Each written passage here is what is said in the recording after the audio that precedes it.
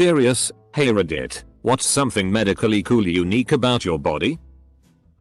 I used to donate plasma and was told I have some sort of super measles immunity. Apparently this is usually only found in people who had measles as a child. They tested my plasma a bunch of times and then asked for my consent to turn it into medication for people whose immune systems are too compromised for a traditional measles vaccine. It made me feel like a mini superhero. Edit. I just returned to Reddit and saw this. Whoa. Thank you guys for all of your kind words. That means the world to me. And thank you random stranger for the gold. 3. I have little calcified spots all over the inside of my lungs from when I had chickenpox as a kid. They're harmless, but they show up on x-rays and most doctors don't have a clue what they are. The pulmonary specialist that diagnosed them asked if she could keep the x-ray films to show med students because it was so rare.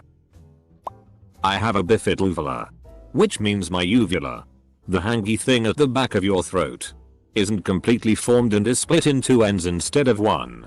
Basically it looks like I have throat balls. I once managed to break my jaw in such a unique way that I became a case study at the local medical university. I fell off my bike and landed square on my chin. Instead of breaking somewhere in the middle, my jaw broke at the hinges. As a kid it was awesome though. Lots of ice cream and pudding for a month or so. Even though I was wearing a helmet I almost died. Edit. I'm glad this has turned into a giant talk on safety. Saying the helmet did me no good is not an invitation to try and see what happens without one. Also, to clarify, I was riding a bicycle. Nothing motorized. I have a skin writing http imgur comricolc jpg condition. I guess that's unique. Edit. So apparently everyone has it now.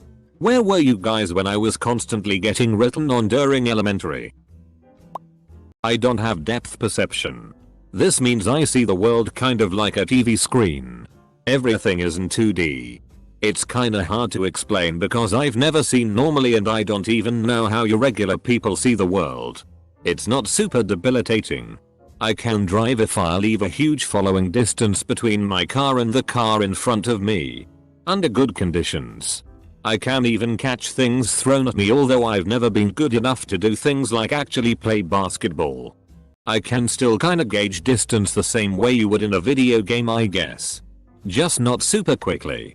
The most annoying thing though is sometimes I'll be reaching for a door handle for a car or my house and I'll just jam my hand super hard into the door.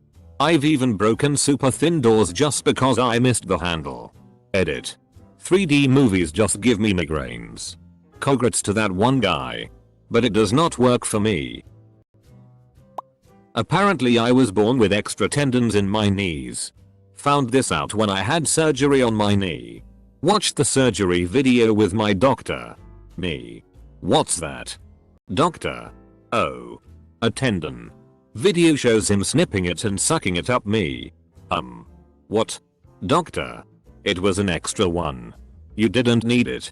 Edit. Damn. Who would think my weird body would cause my top rated comment? Hearing loss. I was diagnosed when I was 4. Turns out aids cost a lot more than glasses.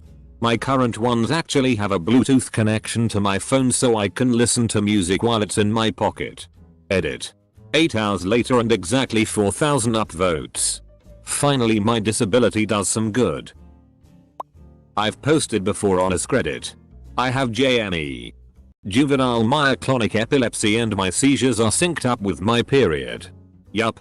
So growing up it took us like 2 years to figure out why my period symptoms were so bad and included bedwetting whenever I started my period. Turns out it wasn't bedwetting. It was grand mal seizures in my deep sleep. But only the first and second day of my period. Are the wonders of the human body. I have leaky blood vessels in my legs. The tiny drops of blood that leak out kind of make it look like I have a mild sunburn on my legs. It's called Schamberg's disease. Sometimes I like to tell people that I have a rare, incurable disease. They automatically think it's something tragic. But nope. It's just leaky blood vessels. I have a bunch of titanium plates in my face. Luckily the surgeon was great. People who've known me for years can't even notice any difference in my appearance. Not to brag, but I have an undescended testicle, which resulted in me getting a prosthetic ball when I was 16. It's rock solid and does not at all feel like a normal testicle, as the doctors told me it would. In fact, 10 plus years later it's always uncomfortable and I wildly regret it. All it did was made girls ask what was wrong with me.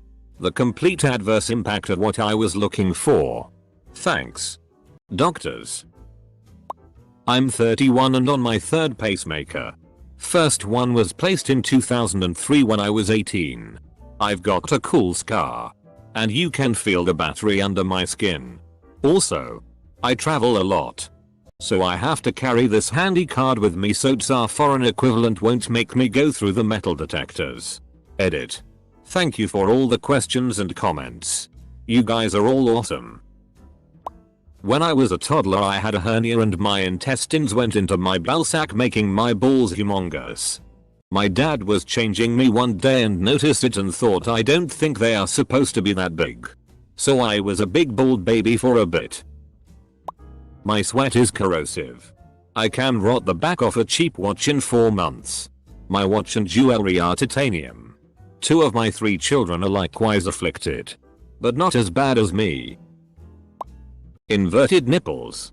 They go in and out and originally made me so insecure I wouldn't be naked in front of people until 19, but people seem to love it. I'm not looking to correct them either. I have pectoral aplasia, or Poland syndrome as some may know it. This means I was born without a pectoral muscle on the right side of my chest.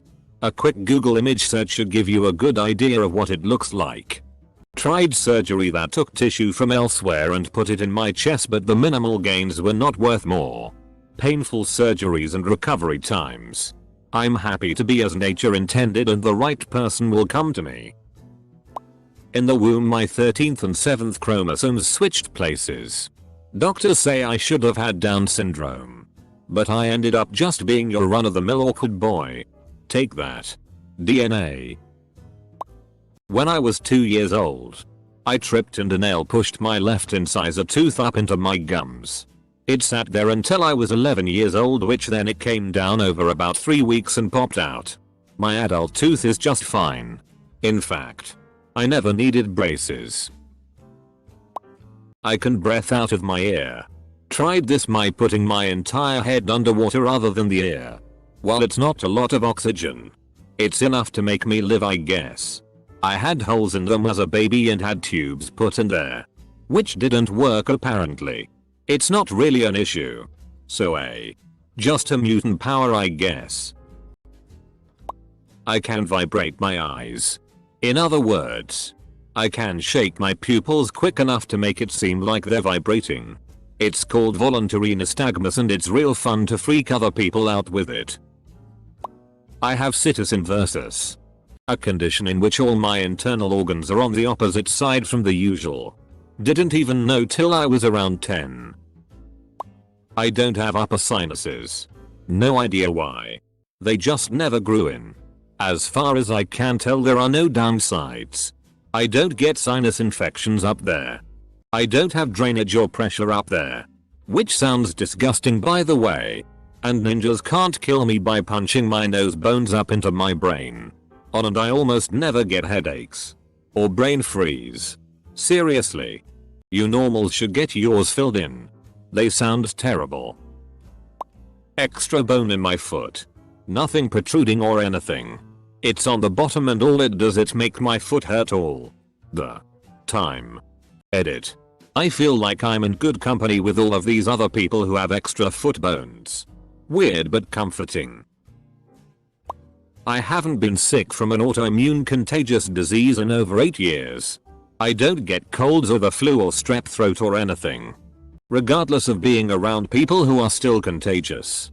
The only times I can remember being sick in years are from food poisoning or that one time I accidentally poisoned myself with a potent neurotoxin. I'm hemachromatic. I don't get rid of iron like I should, so left untreated I would eventually die. But the treatment is easy. I donate blood. And my body uses up the excess iron to make new blood. I have a prescription so I can donate every 30 days. I have a huge collection of those free t-shirts they give out for donating blood. One rib on either side of MX chest really stick out weirdly so you can grab onto them from the side. I have ulcerative proctitis. You've probably heard of ulcerative colitis, but my condition only affects the first 6 inches of my anus.